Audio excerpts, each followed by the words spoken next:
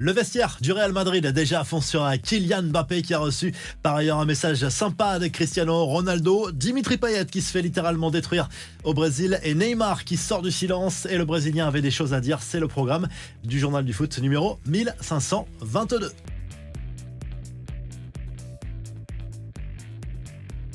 Comment gagner très rapidement des millions d'abonnés sur les réseaux sociaux? La réponse est simple, il suffit de signer au Real Madrid. Après des semaines d'attente, l'officialisation du transfert de Kylian Mbappé dans la capitale espagnole est tombée lundi soir. Résultat, l'attaquant français a gagné des millions d'abonnés en quelques heures, même s'il était déjà très suivi. Gros effet sur Instagram, un peu moins sur X. Pour l'annonce officielle, le nouveau joueur merengue a eu le droit à une longue vidéo de présentation.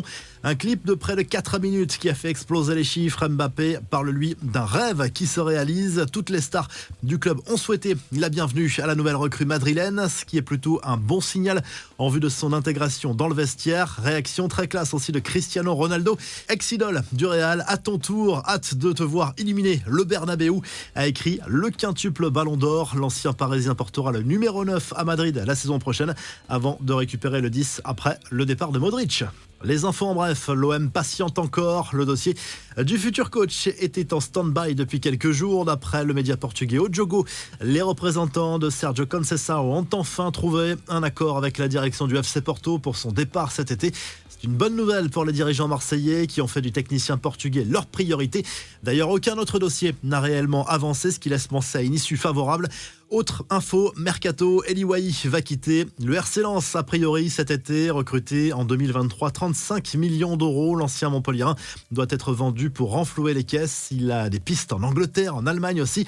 Les 100 et or qui espèrent au total récupérer 100 millions d'euros sur le marché des transferts avec les ventes. Dimitri Payet, lui, prend cher au Brésil après la défaite de Vasco de Gama 6-1 contre Flamengo. L'ancien Marseillais s'est attiré les foudres de médias locaux pour avoir fui ses responsabilités. Il s'est fait littéralement démolir par l'ancienne gloire de Vasco, Edmundo. Il s'est caché pendant le match. Vasco a fait de mauvaises recrues. Un joueur vedette qui ne prend pas ses responsabilités.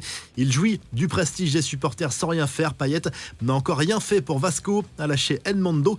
Des nouvelles de Neymar, forfait on le rappelle pour la prochaine Copa América cet été. Il a donné des nouvelles rassurantes de sa blessure. Une manière de répondre à ses haters qui le croient fini pour le football. L'ex-parisien en a profité pour encenser Vinicius, à qui il prédit le Ballon d'Or cette année.